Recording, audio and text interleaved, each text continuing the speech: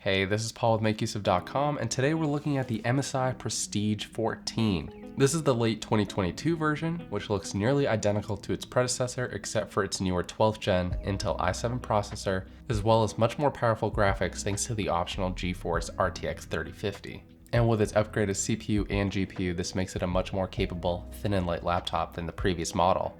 It's much better able to handle demanding tasks like video editing, 3D modeling, and it even has decent gaming performance.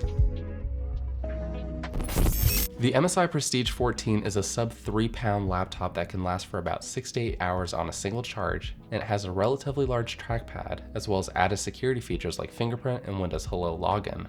The port selection and screen brightness on the 2022 model are still a little underwhelming, especially when it comes to using the laptop on the go. However, the overall performance that you get with this laptop, even when unplugged, is still very impressive.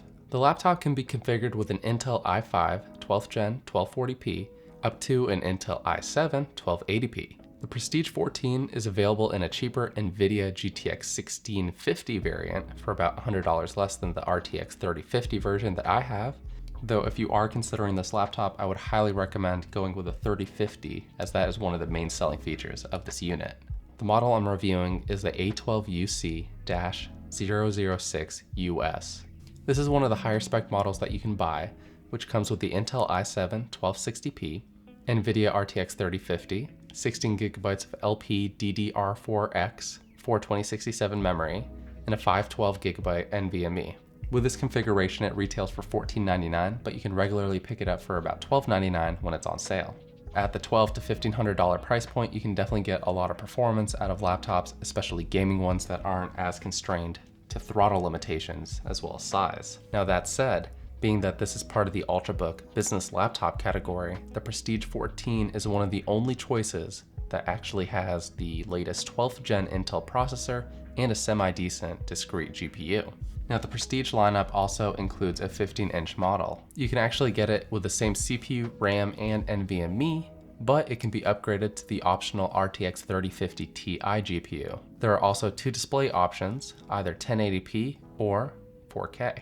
And unlike the 14-inch that I'm reviewing that only comes in carbon gray, the 15-inch actually comes in a second color called urban silver. Now, aside from its larger display and more powerful GPU options, another reason you might want to upgrade to the Prestige 15 is that it fits a second Type-A USB 3.2 Gen 2, as well as a full-size HDMI port, which was definitely something I missed having on the 14-inch. The 15 also has a larger 4-cell 82 watt-hour battery compared to the 3-cell 52 watt-hour battery that we have on the 14-inch. Now, they claim that the 15-inch can get up to 16 hours of battery life, but I highly doubt that it's getting twice as much estimated battery life compared to the 8 hours that they estimate on the 14-inch. I'm a little bit skeptical about that, and I wouldn't be surprised if it was actually closer to about 3 to 4 hours. Now, if you're interested in this laptop and you want to learn more about its competition, as well as some of the other options that you should be considering at this price point, follow along with my article as I cover some great options that you should check out as well. The Prestige 14 measures 12.5 by 8.6 by about 0.6 inches. Information on their site wildly varies on the stated weight of the laptop, so I used my own scale to determine that it weighs 1,281 grams, or about 2.82 pounds. And for the performance that you get out of it, it's very impressive that this weighs less than 3 pounds.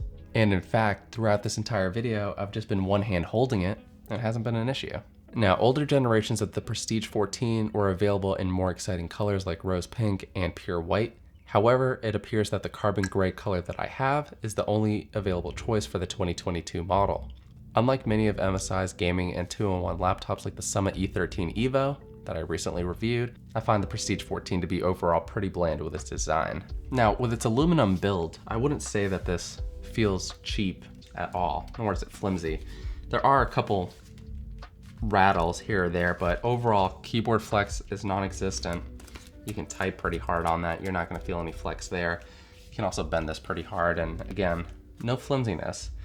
But again, it's just more of that muted color scheme, I think, as well as the lack of any other kind of unique design elements that just make this look like basically every other business or thin and light laptop out there right now. You can't really distinguish it from the competition.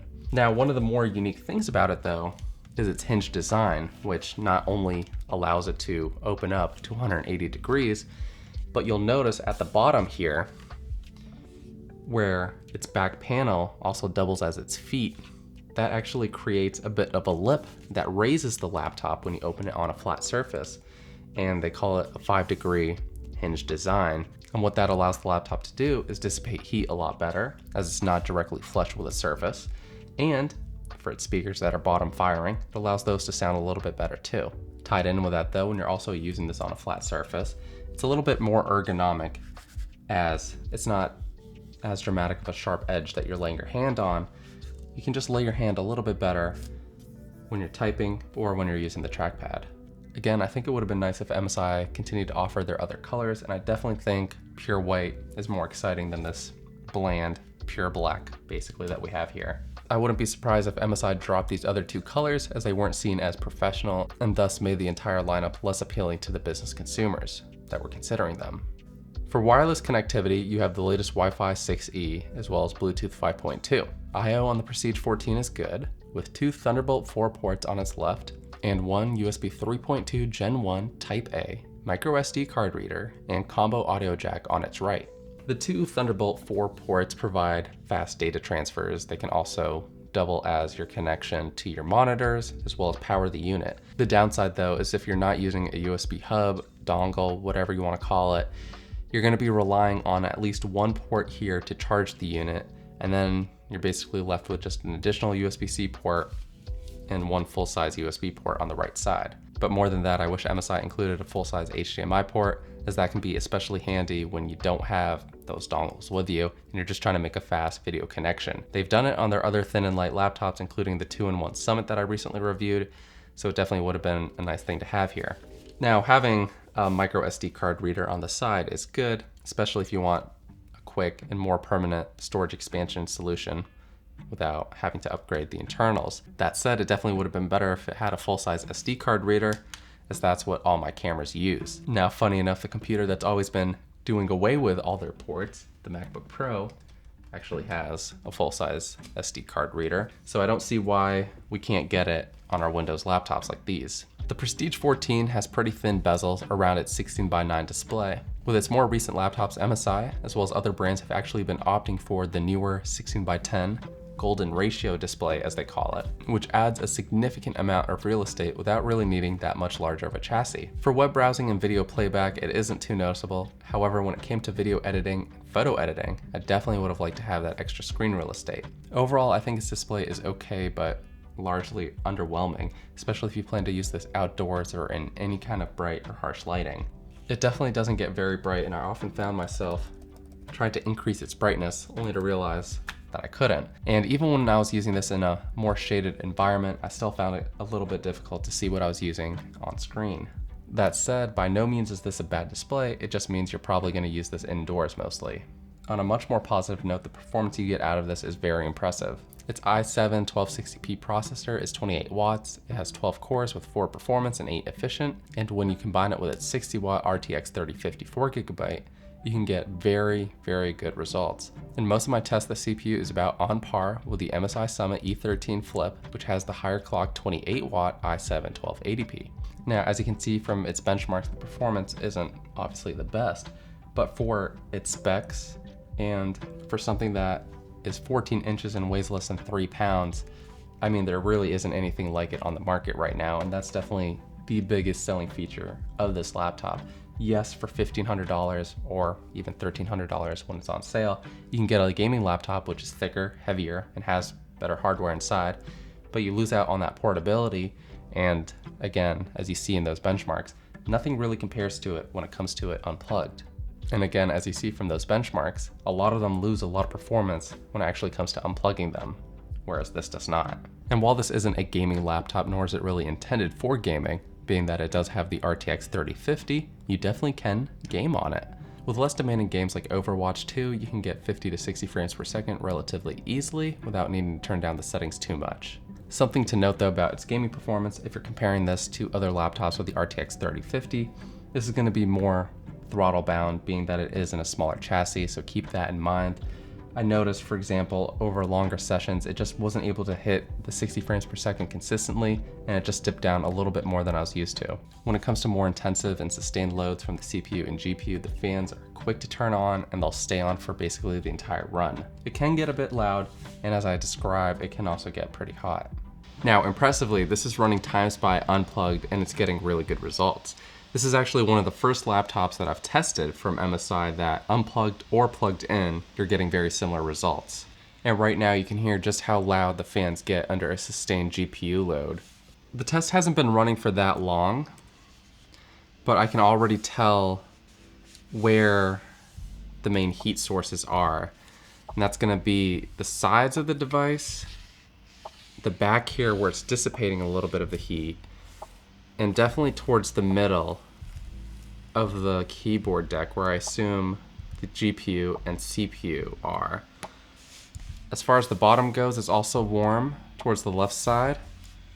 And on the right side, that's where I believe it's got its intake, because it's definitely got cool air around here.